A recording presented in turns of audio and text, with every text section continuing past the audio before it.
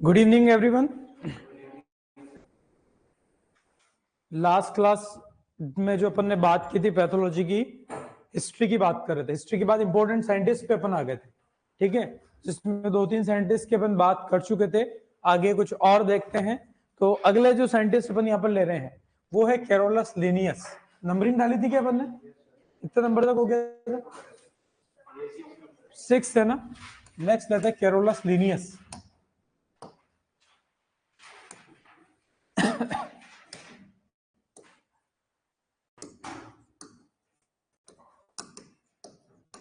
या कई बार इनका पूरा नाम कहते हैं कार्ल वॉन लिनी, पर अपन ज्यादा फेमस है लिनियस नाम से ही इनको जानते हैं। सबसे खास बात तो जो भी आप साइंटिफिक नेम पढ़ते हो, चाहे पैथोजन के हो, चाहे प्लांट्स के, एनिमल के, किसी के भी हो, जो बायनोमियल सिस्टम है, ठीक है, जिसमें आप जीनस और स्पीसीज लिखते हो, वो क्लासिफिकेशन का जो सिस्टम है वो इन्होंने दिया था। तो सबसे पहली बात, प्रपोज्ड बायनोमियल सिस्टम ऑफ या give binomial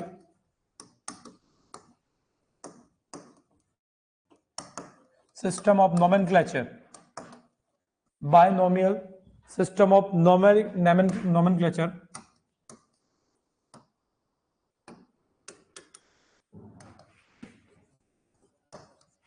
in Systema Naturae book.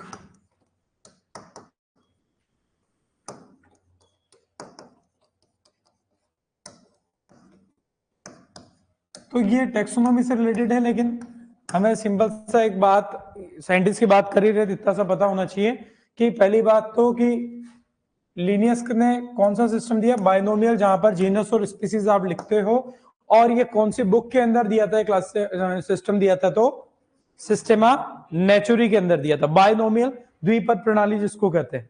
दूसरा, इन्हें फादर ऑफ टेक्सोनोमी भी कहते हैं, फादर ऑफ टेक्सोनोमी, और इन्हें फादर ऑफ जूलॉजिकल क्लासिफिकेशन भी कहते हैं, फादर ऑफ जूलॉजिकल क्लासिफिकेशन।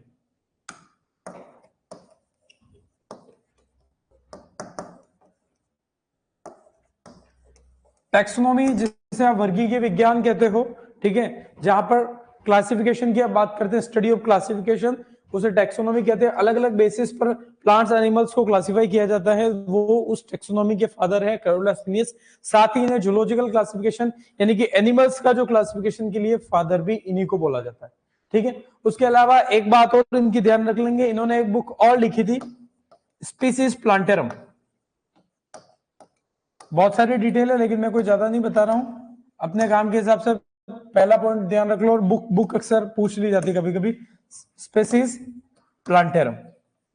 ये टैक्सोनॉमी की चीजें, लेकिन लीनियस हमारे कई बार पैथोलॉजी में आता है, आगे भी तो उनकी बात करेंगे। बस इतना ही ध्यान रखना, 4 पॉइंट नोट कर लो फटाफट से। कर लिया सबने? ठीक है। अगले जो साइंटिस्ट है वो है टिलेट। क्या नाम है?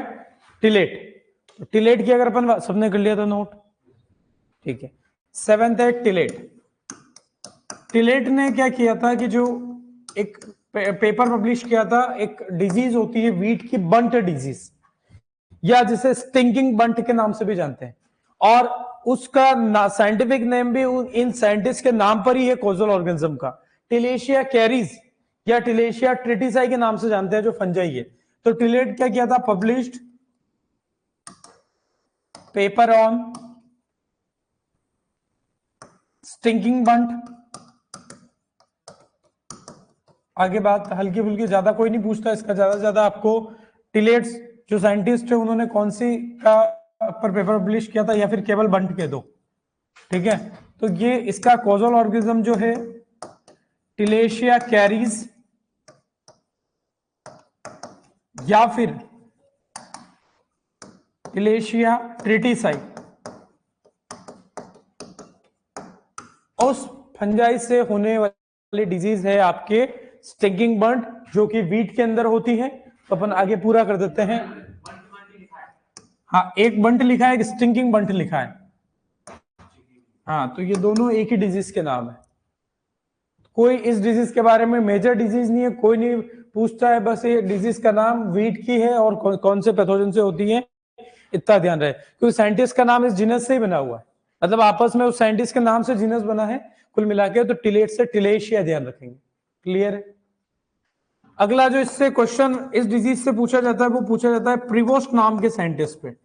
टिलेट की बजाय इस पर जो क्वेश्चन बनता है अक्सर प्रिवोस्ट का बनता है। और प्रिवोस्ट जो है जिन्होंने जो बंट डिजीज की जो फंजाई है उसके लाइफ साइकिल को प्रपोज किया था, उसकी स्टडी की थी, तो प्रिवोस्ट और उन्होंने इस डिजीज को कंट्रोल करने के लिए कॉपर सल्फेट का यूज किया था। दोनों बात ध्यान रखेंगे, डिस्कवर्ड लाइफ साइकिल ऑफ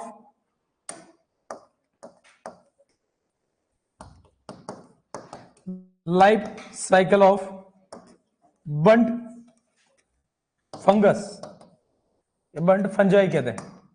कौन सी है बंट फंजाई? आपके लिखी हुई है टिलेशिया केरीज या टिलेशिया ट्रिटिसाई। इसका लाइफ साइकिल किसने डिस्कवर किया? प्रिवोस ने, जो एग्जाम में अक्सर क्वेश्चन बनता है तो इस पे बनता है। ठीक है, दूसरी बात अपन ध्यान रखेंगे, इसको कंट्रोल करने के लिए क्या यूज किया? Copper sulphate. Used copper sulphate for the control of और controlling bunt disease of wheat.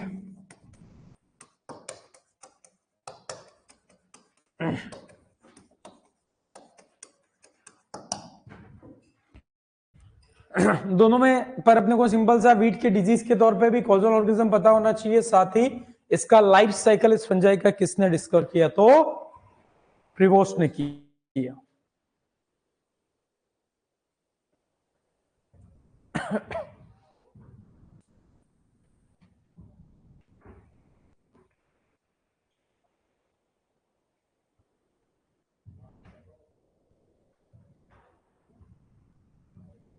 Clear है? याद ही रखना, इसमें समझने वाली कोई विशेष चीज है नहीं, तो इसको अपन, ठीक है ना, बढ़े आगे। चलो अगले जो साइंटिस्ट है उनकी बात करते हैं, वो है रॉबर्ट कोच। PREVOST, प्रिवोस्ट। ठीक है, नेक्स्ट साइंटिस्ट जो है रॉबर्ट कोच, और अपन ने इनका नाम सुना है कोच पोस्टुलेट्स के नाम से, सुना है क्या? कभी सुना होगा अपन ने। ठीक है, रॉबर्ट कोच। ठीक है, पहली बात तो इन्हें बोला जाता है फादर ऑफ बैक्टीरियोलॉजी। क्या बोलते हैं? Father of bacteriology. जबकि हमने ल्यूवेनहॉक को क्या बोला था? Father of microbiology. ठीक है, तो फादर ऑफ बैक्टीरियोलॉजी हम इनको कहते हैं। दूसरी बात, फर्स्ट बैक्टीरियल डिजीज जो देखी गई थी उसको कहते हैं, वो थी आपके एंथ्रेक्स डिजीज थी, जो कि प्लांट में नहीं होती। ठीक है, उस एंथ्रेक्स डिजीज की जो इटियोलॉजी की स्टडी की थी। इटियोलॉजी क्या होता है? Study of causes. मैंने डेफिनेशन लिखवाई थी तब लिखा था, study of causes of disease. कोई डिजीज किससे हो रही है वो स्टडी करना कहलाता है इटियोलॉजी। ठीक है, तो सबसे पहले बैक्टीरियल डिजीज इटियोलॉजी, जो एंथ्रेक्स है उसकी इटियोलॉजी को स्टडी करने वाले कौन थे? Robert Koch. तो discovered first bacterial etiology, discovered first bacterial etiology of first bacterial etiology of anthrax disease। ये प्लांट की डिजीज नहीं, अपने को सबको ही पता है। ठीक है, आप एनिमल हस्बेंड्री के अंदर पढ़ते ही वैसे। तो कुल मिला के ध्यान रखना है कि सबसे पहली बैक्टीरियल डिजीज जिसकी स्टडी की गई थी कोच के द्वारा, वो कौन सी थी? एंथ्रेक्स थी। ठीक है, ज्यादा लंबी और कोई डिटेल बात याद इनकी नहीं रखनी, ध्यान रहेगा। रॉबर्ट कोच, उसके अलावा सभी को पता है कि इन्होंने क्या की दिया था? Propose coach postulates. ठीक है, कि बैक्टीरिया होगा क्या क्या उसकी खासियत होनी चाहिए, वो इन्होंने दी थी, सभी को पता है। तो एक छोटा सा यह कोक लिखने में आ गया, कोच है। कोच प्रपोज कोच पोस्टुलेट्स भी अपन आगे एक लाइन लिखेंगे, प्रपोज्ड कोच पोस्टुलेट्स। अवधारणाएं कहते हैं कि भाई बैक्टीरिया होगा तो क्या क्या खासियत होगी, ऐसे कुछ पोस्टुलेट से कुछ है, वो हमें कोई नहीं पूछता, हमें तो इतना सा पता होना चाहिए, इनके नाम से मालूम पड़ जाएगा। क्लियर है बात? अगले साइंटिस्ट है, उनके बारे में अपन ने बात कर रखी है, तो एक दो मैं यहाँ पे स्किप करूंगा याद दिलाते हुए। अगले नेक्स्ट साइंटिस्ट है वो H.H. फ्लोर है, और हमने पढ़ रखा है उन्होंने कौन सी हाइपोथेसिस दी थी? फ्लोर हाइपोथेसिस या जीन हाइपोथेसिस दी थी। ठीक है, और हमने बताया था कि जीन हाइपोथेसिस क्या कहती है कि कोई भी डिजीज होती है तो हर प्लांट के पास उस डिजीज का रेजिस्टेंस का जीन होता है, ठीक है। इधर प्लांट के पास रेजिस्टेंस का जीन और पैथोजन के पास ससेप्टेबिलिटी का जीन। भाई कुल मिला के आप लड़ने जाओगे तो एक हथियार आपके पास तो एक हथियार सामने वाले के पास। पैथोजन कह रहा मैं डिजीज करने आ रहा हूं तो उसके पास पैथोजेनिसिटी का जीन है, और प्लांट कह रहा मैं डिजीज नहीं होने दूंगा तो उसके पास रेजिस्टेंस का जीन है। जीन फॉर जीन, जीन के लिए जीन की अवधारणा किसने दी थी? H. फ्लोर ने दी थी while studying the linseed rust, ठीक है, जिसे हमने कहा था किससे होती है? मिलम सोरालिनी, जो उसका फंजाई होता है उससे वो लिंसीड रस्ट होती है। पढ़ रखा है अपन ने, ठीक है। अगला अपन ने एक साइंटिस्ट पढ़ा था वांडर प्लैंक, ठीक है, जिनके बारे में भी अपन ने बात कर ली थी, जिन्होंने कॉन्सेप्ट दिया था वर्टिकल और हॉरिजॉन्टल रेजिस्टेंस का, ठीक है, वर्टिकल और हॉरिजॉन्टल। उनका पूरा अपन ने डिफरेंस पढ़ा है और वहां से एग्जाम में क्वेश्चन आता है, इंपॉर्टेंट है। वर्टिकल जीन और हॉरिजॉन्टल, वर्टिकल और हॉरिजॉन्टल दोनों को अपने को पता होना चाहिए। दूसरी बात ध्यान रखना है कि जो आपने को एक बताया था वर्टिफोलिया इफेक्ट भी बोला था, पढ़ा है? तो वर्टिफोलिया मैंने कहा था वी से भी याद रख लेंगे, वंडर प्लैंक नहीं दिया था ये भी।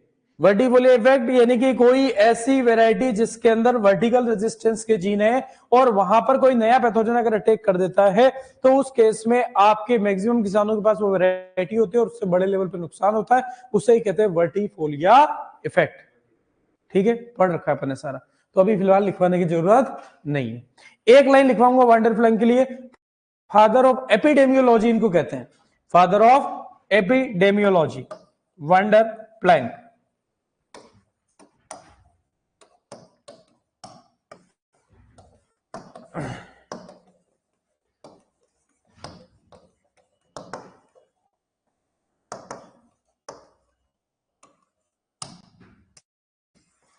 ठीक है, एपिडेमियोलॉजी वैसे वर्ड एपिडेमिक से ही बना है, पर इसके डेफिनेशन लिख ले अपन सिंपल सा, इंसिडेंस, स्प्रेड और इन्फेक्शन,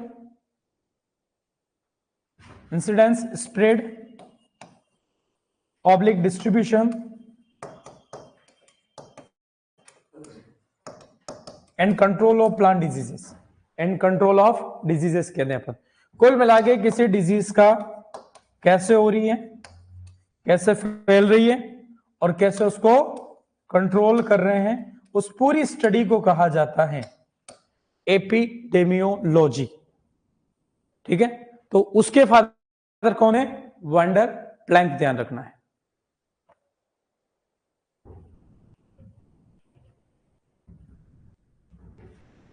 क्लियर है बात? सिंपल सा है, पढ़ रखा है अपन ने पहले, तो कोई ज्यादा मैंने डिटेल बात बताई नहीं। चलो अगले लेते हैं। अगला जो एक साइंटिस्ट है उनका नाम है, जिनको अपन बात करें, कजानिस, ठीक है। कजानिस जो है जिन्होंने डिस्कवर किया था सैटेलाइट वायरस को, किसको डिस्कवर किया? सैटेलाइट वायरस को। और सैटेलाइट वायरस क्या होता है? जैसे वायरस ऑन, सिंपल सा ऐसा कहें कि मान लो यहां से किसी को मैंने बोला कि यार जीएल सर से जाके बात करके, बोले नहीं यार सर मैं नहीं जाऊं, मेरे साथ किसी एक और को भेज दो, ठीक है। बात इसको करनी है लेकिन वो उस पर डिपेंडेंट है, वो कि भाई यार सर वो कह देगा तो भी चल जाएगा, या वो साथ होना चाहिए कम से कम। उसी तरीके से किसी वायरस को इन्फेक्ट करना है लेकिन वो दूसरे वायरस के साथ को इन्फेक्शन करेगा, यानी कि एक वायरस का इन्फेक्शन होगा तभी दूसरे वायरस का इन्फेक्शन भी होता है। जनरली क्या होता है कि जैसे ही आपका एक वायरस है, इसके ऊपर दूसरा वायरस बैठा होता है, और जो वायरस बैठा है वो उसका नाम ही है सैटेलाइट वायरस। क्या कहेंगे? Satellite virus. तो कुल मिला के अपन ऐसा कह सकते हैं कि one virus present on another virus, लेकिन इसकी एक टेक्निकल डेफिनेशन है वो अपन लिख लेंगे कि को इन्फेक्शन होता है वायरस का, और उसे ही कहते हैं अपन सैटेलाइट वायरस। कुल मिला के डिस्कवर करने वाले कजानिस साइंटिस्ट, एक लाइन अपन लिखेंगे इसके अंदर, अगले साइंटिस्ट कजानिस डिस्कवर्ड सैटेलाइट वायरस।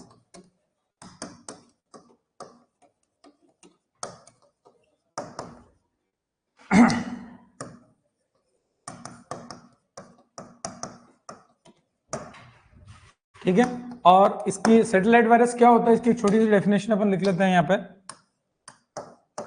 ठीक है। तो इसको ध्यान रखेंगे, सब viral agent that depends on, सब viral agent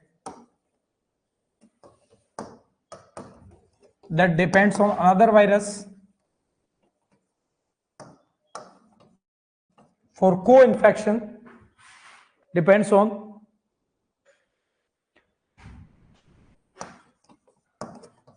another virus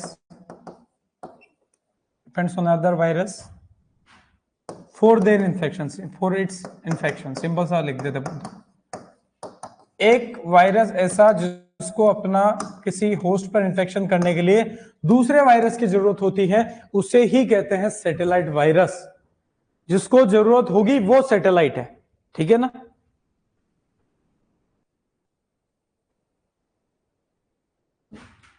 next scientist है शेफर्ड।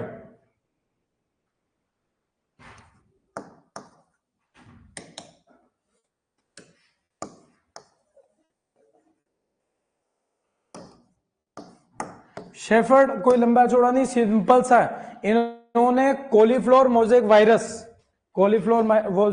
वायरस जिसके अंदर जेनेटिक मटेरियल होता है आपका डबल स्ट्रैंडेड डीएनए, उसको पहली बार मैंने बताया कि कॉलीफ्लोर मोज़ेक वायरस में कौन सा जेनेटिक मटेरियल होता है, तो डबल स्ट्रैंडेड डीएनए। तो first reported double stranded DNA in CMV यानी कि कॉलीफ्लोर मोज़ेक वायरस।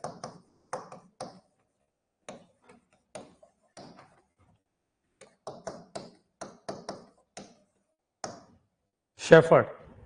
अगला साइंटिस्ट है Goodman.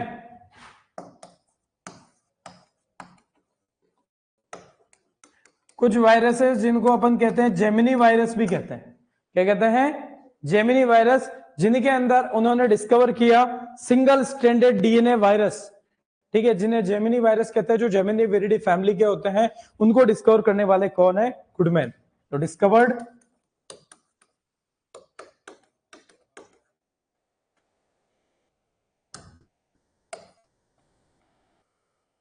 Single stranded DNA virus.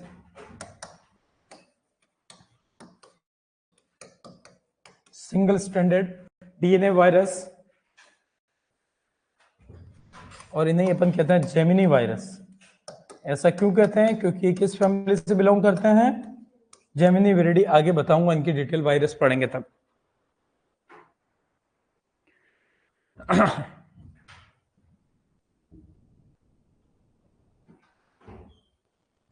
Simple सा ही चीजें याद ही रखनी है। सैटेलाइट वायरस का नाम आते ही एक ही साइंटिस्ट ध्यान रखना है, कजानिस। बढ़े आगे। अगले जो साइंटिस्ट है उनका चलो आगे आ जाएगा, वैसे अभी मैं नहीं बता रहा हूं, बता जरूर देता, लिखवा नहीं रहा हूं। टियोडाइनर जो है लिखवा नहीं रहा हूं, जिन्होंने टर्म दिया वायरोइड। कौन सा टर्म दिया, वायरोइड। और सबसे पहली वायरोइड डिजीज जो है इन्होंने डिस्कवर की थी, जो था पोटैटो स्पिंडल ट्यूबर डिजीज। तो आगे वायरोइड पढ़ेंगे तब अपन लिख लेंगे, अभी नहीं लिखना। क्लियर है, चलो ठीक है। आगे अपन कुछ इंडियन साइंटिस्ट की बात करें, 4 साइंटिस्ट अपन ध्यान रखेंगे। तो some important scientist in India, 4 के ध्यान रखें।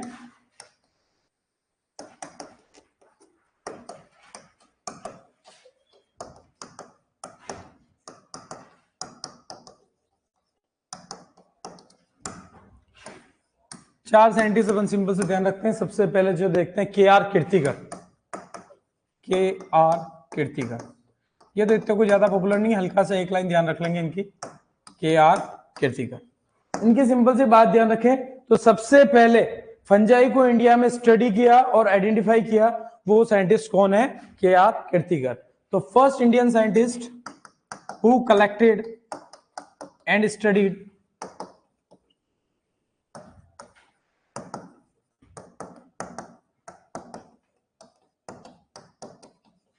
who collected and studied fungi in India। बड़ा सिंपल सा ध्यान रखना है, वैसे कोई साइंटिस्ट में आ जाए तो ध्यान रखना, ज्यादा बिल्कुल ऐसा नहीं कि इसको रटना ही, ऐसा कोई खास बात नहीं। के.आर. कीर्तिकर, जिन्होंने सबसे पहली बार इंडिया में फंजाई को कलेक्ट करके स्टडी किया, वो है आपके के.आर. कीर्तिकर। दूसरा जो इंपॉर्टेंट हमने बात की है वो है ई.जे. बटलर। ये हमारे लिए थोड़े से इंपॉर्टेंट है, क्वेश्चन इनसे बनता है। सबसे पहला question, father of plant pathology in India, इन्हीं को कहा जाता है father of plant pathology in India. दूसरे फादर ऑफ माइकोलॉजी कौन है इंडिया में, वो भी यही है, फादर ऑफ माइकोलॉजी, ठीक है, father of mycology in India.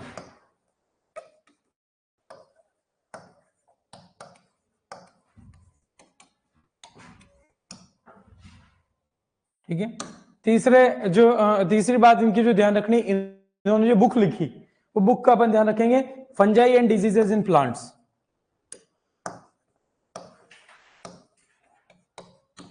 कई बार एग्जाम में ये क्वेश्चन पूछे जाते हैं, fungi and diseases in plants.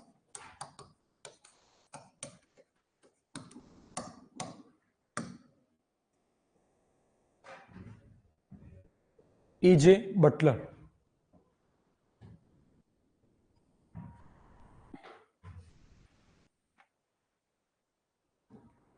और अगले हैं वो डॉक्टर कैसी मेहता, इन पर भी क्वेश्चन पूछा जाता है, father of wheat rust disease in India कौन है, डॉक्टर कैसी Mehta, father of wheat rust disease in India.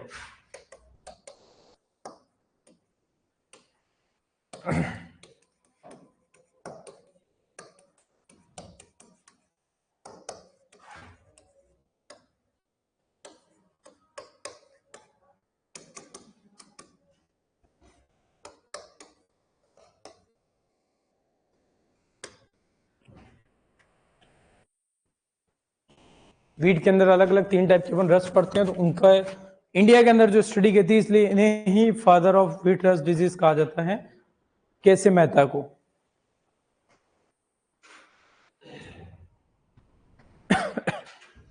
Clear है, याद ही रखना है, सिंपल सा। इन तीनों में जो हमारे बाद के दोनों साइंटिस्ट है वो बड़े इंपॉर्टेंट है, पहले वाले नहीं भी ध्यान रहे, कोई चिंता वाली बात नहीं है। लास्ट बीबी मूंदकर, लास्ट साइंटिस्ट का नाम क्या है, बीबी मूंदकर।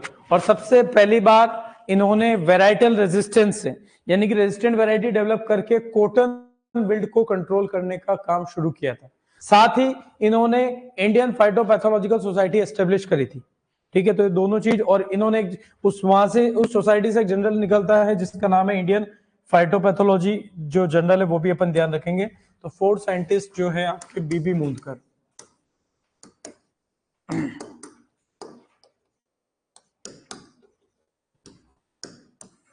सबसे पहली बात तो कि इन्होंने क्या किया, स्टार्टेड वर्क ऑन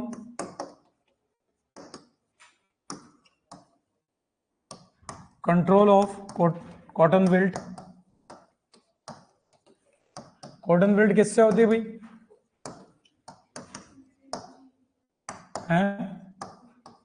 फ्यूजारियम ऑक्सीस्पोरम वैसिनफेक्टम, सही है, फ्यूजारियम ऑक्सीस्पोरम कॉटन है तो शायद मालवे सीरम आ जाएगा, ठीक है ना, वैसिनफेक्टम नहीं रखें, ठीक है, वो एक बार देख लेंगे। तो through varietal resistance,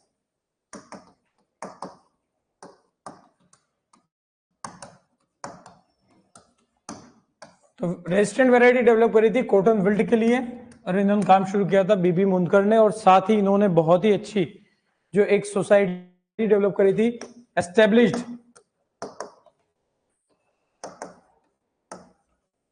Indian phytopathological society.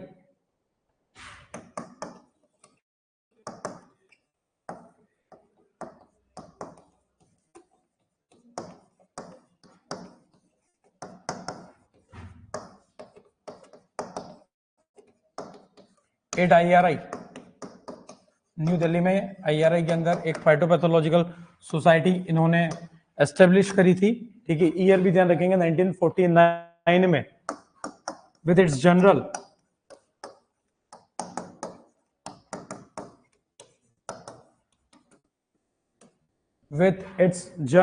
Indian phytopathology. General तो पता है सबको क्या होता है, हाँ, एक तो होती मैगजीन, एक होता है जर्नल। जितने, ठीक है, जितने भी रिसर्च पेपर पब्लिश होते हैं वो जर्नल में होते हैं, मैगजीन में आर्टिकल आते हैं, ठीक है ना, अपन जो पढ़ते हैं मैगजीन वगैरह एग्रीकल्चर की, जैसे प्रताप खेती वगैरह कोई भी हो गई, ठीक है, तो वो जो होती है वो मैगजीन होती है। और जर्नल जो होता है जहां पर आपके रिसर्च पेपर, आप एमएससी करोगे, पीएचडी करोगे, आपके रिसर्च पेपर जहां पब्लिश होंगे वो होंगे जर्नल। तो ये जर्नल, ये जो सोसाइटी एस्टेब्लिश करती बीबी मुंदकर ने, कहां पर, आईआरआई में। सोसाइटी का नाम है इंडियन फाइटोपैथोलॉजिकल सोसाइटी। कब एस्टेब्लिश हुई? 1949 में। और इस सोसाइटी से जो जर्नल निकलता है उस जर्नल का नाम है Indian phytopathology, sorry, Indian phytopathology.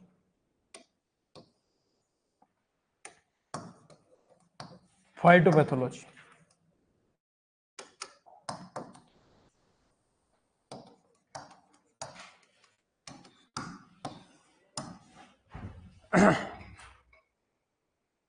और इन्होंने एक बुक भी लिखी थी,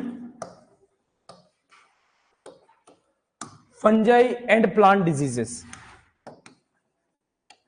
बोले सर इससे मिलता जुलता नाम ऊपर हमने देखा, क्या नाम था उसका? थोड़ा सा ही चेंज है, fungi and diseases in plants था, ठीक है। और अब केयर बुक का नाम क्या है? Fungi and plant diseases. थोड़ा सा बुक का नाम चेंज है, तो साइंटिस्ट का ये बुक का नाम भी अपन ध्यान रखेंगे। तो ये थी बात साइंटिस्ट की। ये मैंने लास्ट वाले को थोड़ा सा फोकस किया, इस पे क्वेश्चन पूछ लेते हैं। सोसाइटी किसने एस्टेब्लिश करी, कौन से ईयर में करी, और कौन सा इसका जर्नल है, तो ये अच्छा क्वेश्चन बन जाता है, ठीक है। ऊपर के आपको बताए थे दो साइंटिस्ट, वो भी इंपॉर्टेंट थे, कैसिम मेहता, साथ ही आपके ईजे बटलर। अपने इंडियन के अंदर 4 ही है टोटल। क्लियर है बात? बढ़े आगे। और आगे साइंटिस्ट है बहुत सारे, जो मैं आपके जिस टॉपिक पढ़ेंगे वही लिख लेंगे, तो इसलिए अलग से मैंने डबल नहीं लिखवाया, डबल लिखाने में आ जाते हैं वायरस वाले, वायरोड वाले, इसलिए। चलो ठीक है, आगे अपन हम बात करते हैं। ये तो थी हिस्ट्री की बात, साइंटिस्ट की बात। अब अपन पैथोलॉजी का जो पार्ट है, स्टार्टिंग का माइक्रोबायोलॉजी, और माइक्रोबायोलॉजी में भी एक एक करके अपने को ये जो हमारे पैथोजन से इनकी बात करनी। सबसे पहले बात करेंगे बैक्टीरिया की, फिर फंजाई की, ठीक है, फिर माइकोप्लाज्मा की ले लेंगे, फिर अपन वायरस की, वायरोड की, तो कोई ज्यादा लंबी नहीं बात है। तो सबसे पहले अपन आज स्टार्टिंग करते हैं बैक्टीरिया से। और बैक्टीरिया में बहुत सारी चीजें आपको पता है। क्यों पता है? क्योंकि मैंने आपको प्रोकैरियोटिक सेल पढ़ा दिया है, ठीक है। और बैक्टीरिया क्या होते हैं? प्रोकैरियोट्स होते हैं। कैसे होते हैं? कौन से किंगडम से बिलोंग करते हैं? मोनेरा से, ठीक है। मोनेरा सभी को पता है कि आर.एच. विटेकर नाम के साइंटिस्ट ने 5 किंगडम क्लासिफिकेशन दिया था, जिसमें मोनेरा किंगडम के अंदर बैक्टीरिया वगैरह आते हैं आपके। क्लियर है बात? तो अपन उसी की बात करते हैं, तो बहुत इजी, और एक एक करके बात करते हैं। सबसे पहली बात बैक्टीरिया लेते हैं अपन। सबसे पहली बात बैक्टीरिया की कि ये प्रोकैरियोटिक होते हैं, ये तो पता ही है, प्रोकैरियोटिक। दूसरी बात ये यूनिसेलुलर होते हैं, यूनिसेलुलर होते हैं, ठीक है। तो ये हमेशा पता होना चाहिए, बैक्टीरिया एक ही सेल से बने होते हैं, मल्टी सेलुलर बैक्टीरिया नहीं होते कभी भी। तो ये यूनिसेलुलर है और प्रोकैरियोटिक है। दूसरी बात जो ऑलरेडी हमने बात करी भी थी कि ये बैक्टीरिया में क्या सेल वॉल होती है? क्या होती है? ठीक है, बैक्टीरिया में सेल वॉल होती है, और वो सेल वॉल बनी होती है पेप्टिडोग्लाइकेन की, या म्यूरिन की, या म्यूकोपेप्टाइड की, या फिर आप म्यूरामिक एसिड भी बोलते हो। तो अपन देखते हैं इसकी सेल वॉल पे अच्छा सा क्वेश्चन बनता है कई बार। तो सेल वॉल कंपोज्ड ऑफ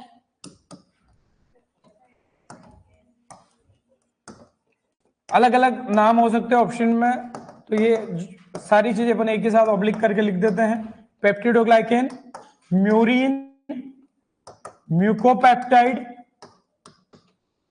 या म्यूरामिक एसिड। कई बार ऐसा भी हो सकता है पेप्टिडोग्लाइकेन एंड म्यूरामिक एसिड लिख दें, तो भी आंसर हमारा सही माना जाएगा।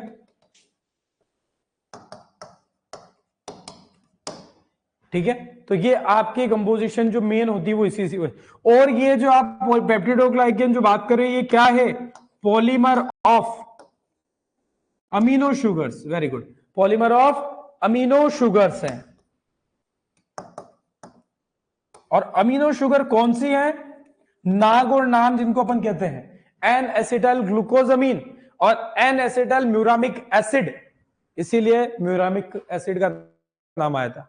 तो ये जो आपके पेप्टिडोग्लाइकन वगैरह है ये क्या है, पॉलीमर ऑफ अमीनो शुगर से, और अमीनो शुगर भी कौन सी, जो आप जिनको कहते हो नाग और नाम। नाग मतलब एन एसिटल ग्लूकोज अमीन, और नाम मतलब एन एसिटल म्यूरामिक एसिड, जो कि ग्लाइकोसिडिक बॉन्ड से जुड़ी होती है। तो अपन सिंपल से यहां पर बात कर लेते हैं नाग एंड नाम।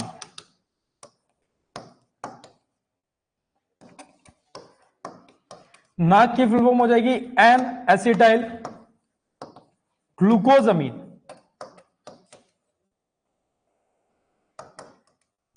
और नाम हो जाएगी N acetyl muramic acid.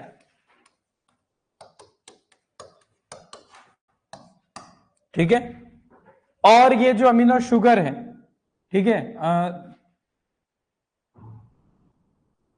Amino अपन इसको polymer of amino acid amino sugars link which are linked by glycosidic bond, इसी में कंटिन्यू करते थे, which are linked by glycosidic bond.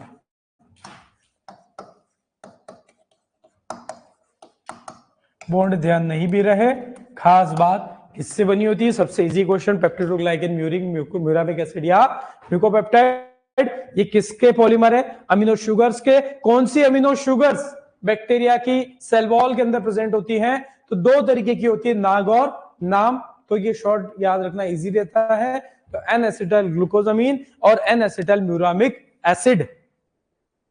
Amik amine मतलब अमीनो है, ग्लूकोज है मतलब शुगर भी है, तो अमीनो शुगर। नोट कर लें इसको। बाकी सेल वॉल किससे बनी होती है वो सारा मैंने वहां पर लिखवा दिया था सेल बायो के अंदर।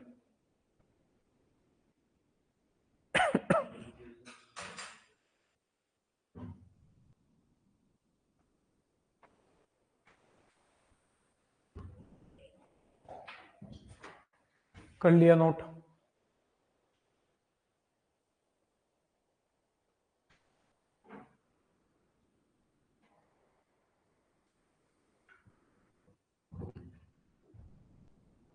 इनको प्रोकैरियोटिक कहा जाता है, ठीक है, और प्रोकैरियोटिक का मतलब होता है प्रिमिटिव टाइप का न्यूक्लियस इनमें प्रेजेंट होता है बैक्टीरिया में।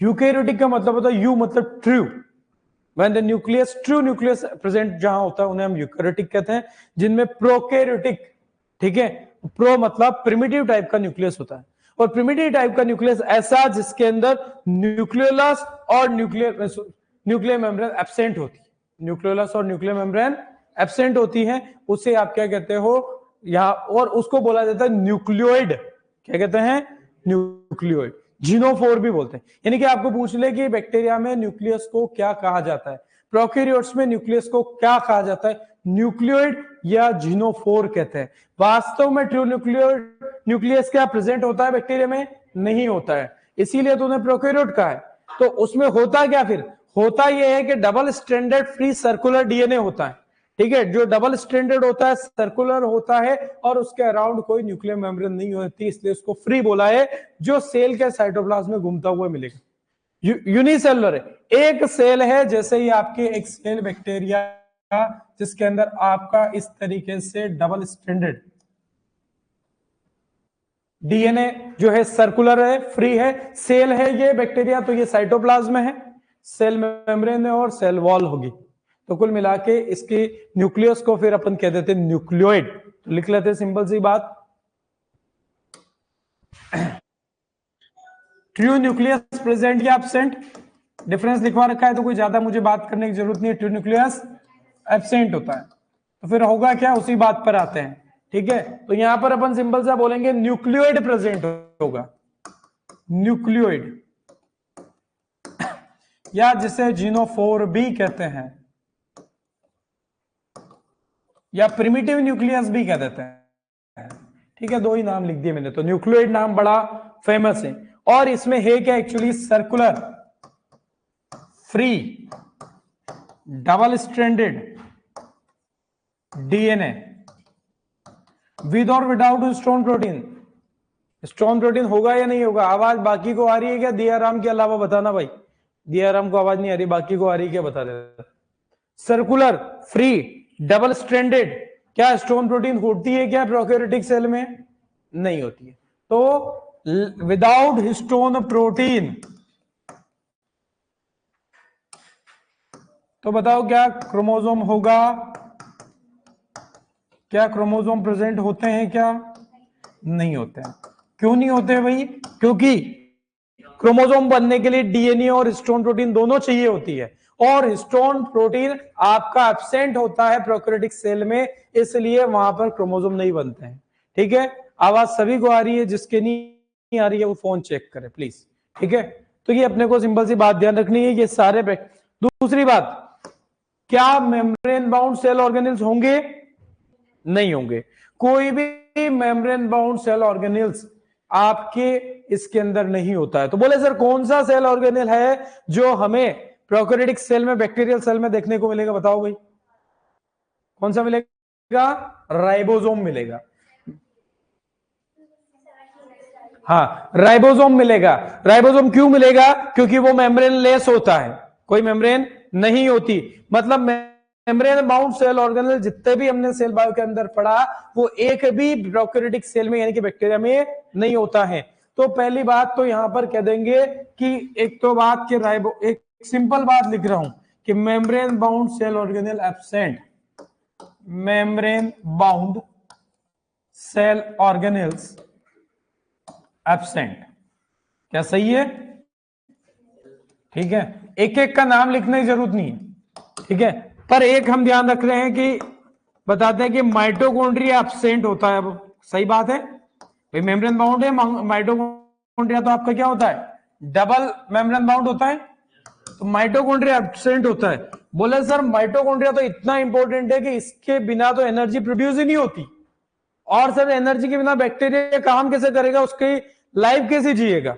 तो कुल मिला के बोले सर कोई ना कोई तो इसका अल्टरनेट ढूंढना ही पड़ेगा, और इसका जो काम करता है उसे कहते हैं मीजोजोम्स। क्या कहते हैं? मीजोजोम्स। और मीजोजोम अलग से कुछ नहीं होता है, in foldings of cell membrane of prokaryotic cell. ठीक है, और वो आपके सेलुलर रेस्पिरेशन का काम करती है, जो काम माइटोकॉन्ड्रिया यूकेरियोट में करता है। ध्यान रहेगा? ठीक है, तो यहां पर अपन कहेंगे mitochondria absent, so mesosomes are present. Mesosomes are present. अब क्या होता है मीजोसोम? तो मीजोसोम की डेफिनेशन भी ध्यान रहे कि मीजोसोम अलग से कुछ नहीं है। जैसे ये बैक्टीरिया है, ये इसकी सेल वॉल बना दी मैंने, ये इसके अंदर सेल मेम्ब्रेन है, ऐसी कुछ एक इनर फोल्डिंग होगी थैली जैसी। ठीक है, और ये थैली जैसी जो स्ट्रक्चर है वही क्या है? आपकी मीजोसोम है। ठीक है, तो ये आपको डायग्राम इसीलिए बनाया ताकि आपको ध्यान रह जाए ये मीजोसोम है। और ये काम यानी कि ये एनालोगस टू माइटोकॉन्ड्रिया, ओरिजिन अलग है लेकिन फंक्शन सेम है। जो काम माइटोकॉन्ड्रिया का था वो किसका है? ठीक है ना, तो अपन यहां पर ध्यान रखेंगे mitochondria absent, so mesosomes are present 4, या फिर अपन और इसको आपने वो लिख ही दिया है तो कोई दिक्कत नहीं, लैंग्वेज उससे लैंग्वेज बनाते हैं। Are present for respiration. उस मेन काम तो रेस्पिरेशन है, उसके अलावा और काम क्या होता है? एक होता है सेप्टा फॉर्मेशन में भी हेल्प करता है, सेप्टा फॉर्मेशन में। दूसरा एक काम और ये करता है, डीएनए रेप्लिकेशन में भी हेल्प करता है, and DNA replication. Septa formation for sale division, ऐसा करना बताऊंगा क्या होता है वो भी। Septa formation for sale division and DNA replication. Mesosome क्या होता है वो भी एक लाइन में छोटा सा अपन लिख लेते हैं ताकि ध्यान रहे। ठीक है, mesosomes are inner foldings of cell membrane.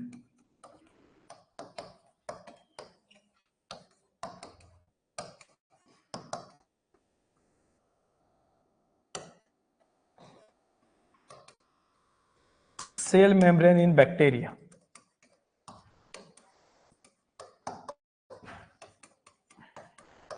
एक बार ये नोट करो, इसकी एक आध बात समझ लेते हैं फिर आगे बढ़ेंगे। सेल बायो इसलिए अपन ने पहले पढ़ी क्योंकि बैक्टीरिया फंजाई किसी की बात करेंगे तो हमारा सेल बायो अगर इनकम्प्लीट है तो हमारे लिए ये चीजें थोड़ी सी नहीं लगती है।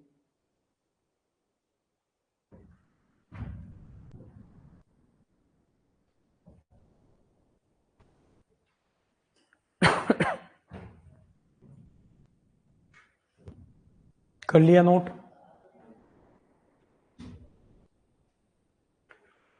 तो पहली बात तो अपन ने बोली कि माइटोकॉन्ड्रिया एब्सेंट होते हैं, तो माइटोकॉन्ड्रिया का काम करने के लिए कोई एक स्पेशल यहां पर रहेगा और उसको बोला जाएगा मीजोसोम। और मीजोसोम क्या होता है कि सेल मेम्ब्रेन की इनर फोल्डिंग से ये स्ट्रक्चर बनती है। तो इसका मेन काम तो है जो माइटोकॉन्ड्रिया का था वो रेस्पिरेशन। उसके अलावा ये आपके सेल डिवीजन जब होता है, जब एक बैक्टीरिया डिवाइड होकर दो बैक्टीरिया बनाता है तो आपके बीच में एक सेप्टा बनना है। जैसे यहां पर दो बैक्टीरिया बनाना है तो बीच में एक दीवार बनेगी, एक घर के दो घर बनाने, एक कमरे के दो कमरे बनाने तो बीच में दीवार चाहिए, तो वहां पर बोला जाता है सेप्टा।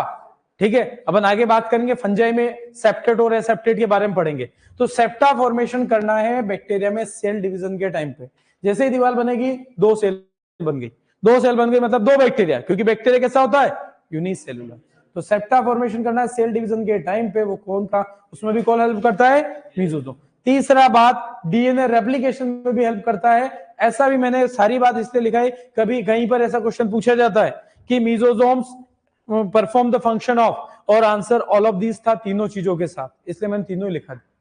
बाकी मेन काम है रेस्पिरेशन का। अच्छा, ऐसा भी क्वेश्चन पूछ ले, which is analogous to mitochondria and bacteria, mesosome. Analogous जो जिनका फंक्शन सेम हो, जो माइटोकॉन्ड्रिया का फंक्शन परफॉर्म करे, तो आप चाहो तो ऐसी एक छोटी सी बात लिख लो, एनालोगस टू माइटोकॉन्ड्रिया। मैंने पहले भी इसका मीनिंग बताया था एनालोगस का, इन बैक्टीरिया या प्रोकैरियोटिक सेल के अंदर बात करो एक ही बात है। होमोलोगस और एनालोगस दो वर्ड होते हैं, ठीक है, एक बार ये नोट कर लो, हमेशा पता होना चाहिए, कई बार ये क्वेश्चन बन जाते हैं।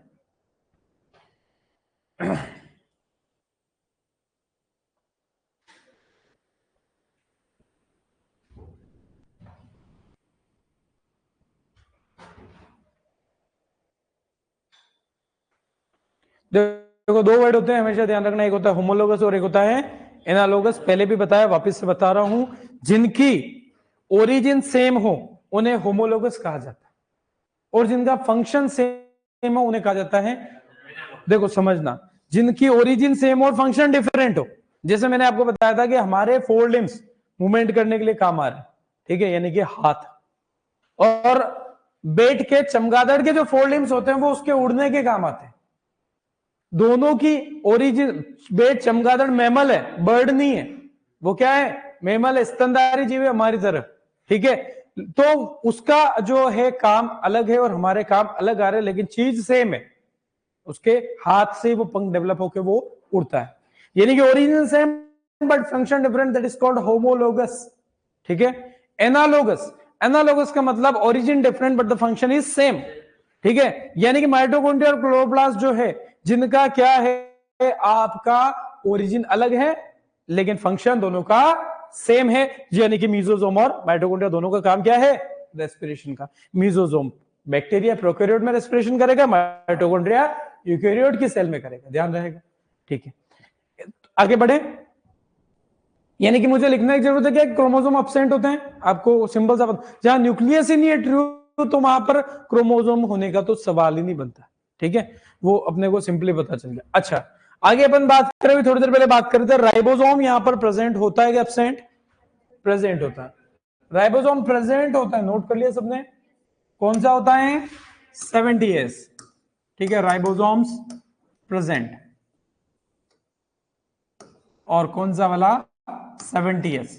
अब 70S दो यूनिट से मिलकर बना होता है, आपको ही पता है, कौन कौन सी, याद कैसे रखना था, ये विषम संख्या याद रखेंगे 70 के लिए, 80 के लिए सम संख्या, तो 3 5 7, तो 30 50 70, 30S प्लस 50S। स्मॉलर सब यूनिट कौन सी है, 30S। तो यहां पर ये क्यों बता रहा हूं, क्योंकि इसके अंदर होता है 16S RRNA,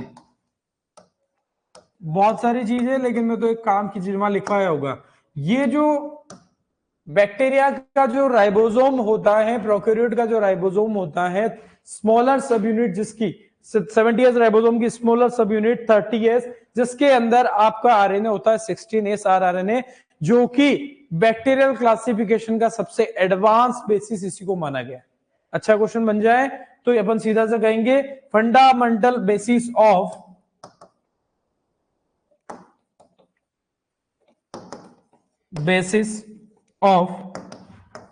present day classification.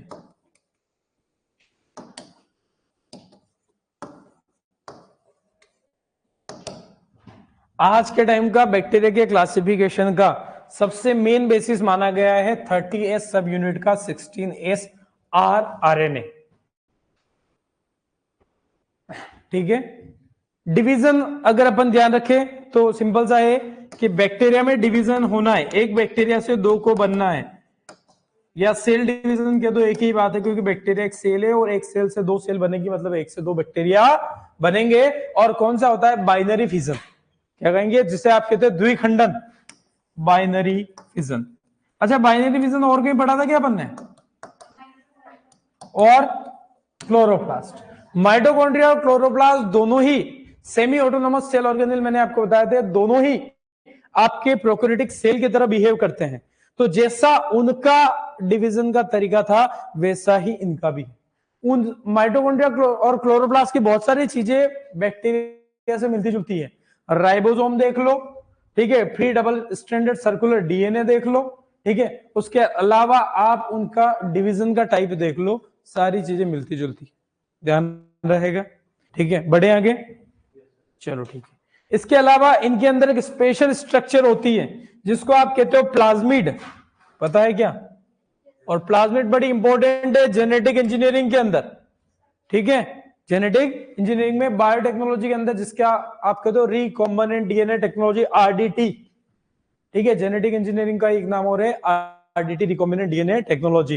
तो वहां पर प्लाज्मिड का बड़ा इंपॉर्टेंट रोल है। तो क्या ये हर बैक्टीरिया में होंगे? जरूरी नहीं है, तो अपन इसी की बात एक डेफिनेशन से करते हैं। प्लाज्मिड फिर समझते हैं। वन और मोर एक्स्ट्रा क्रोमोसोमल या वन और more extra circular double stranded DNA, circular double stranded DNA present other than genetic DNA, one or more extra circular double stranded DNA other than genetic DNA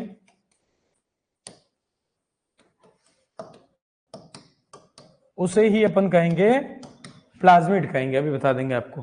ठीक है, तो पहली बात, ये bacteria में present हो तो भी बैक्टीरिया को कोई फर्क नहीं पड़ता, नहीं हो तो भी कोई फर्क नहीं पड़ता, यानी कि बैक्टीरिया की ग्रोथ के लिए प्लाज्मिड का कोई रोल नहीं है। Not necessary for survival of bacteria, not necessary for survival of bacteria.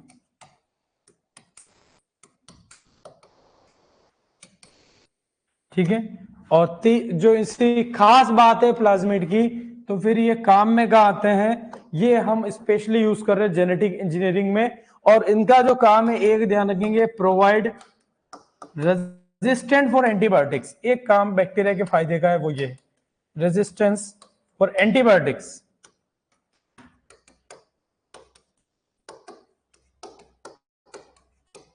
और अपन एक ये कह दे देंगे, important for genetic engineering. Bacteria के लिए नहीं, हमारे लिए जरूर काम किए हैं ये, जेनेटिक इंजीनियरिंग में काम आते हैं प्लाज्मिड, बायोटेक के अंदर आपको पढ़ाएंगे। ठीक है, आप नोट करो, इसकी थोड़ी सी बात बता देता हूं। कई बार डेफिनेशन पर क्वेश्चन पूछा गया है।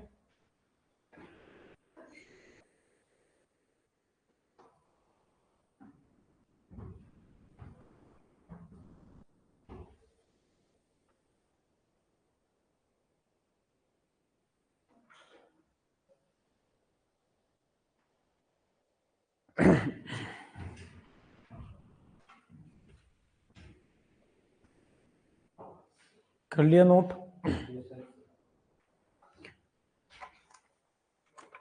तो प्लाज्मिड क्या होता है उस चीज को अगर अपन समझे यहां पर कि हमने कहा है 1 और मोर, कुछ बैक्टीरिया में एक हो सकता है, कुछ में ज्यादा भी हो सकते हैं।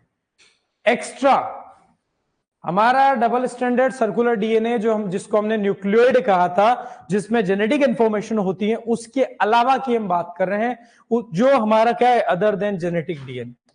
जेनेटिक डीएनए नहीं, वो तो आपका अलग ही है जिसमें जेनेटिक इंफॉर्मेशन है, तभी बैक्टीरिया का काम चलेगा, बाकी तो काम होगा ही।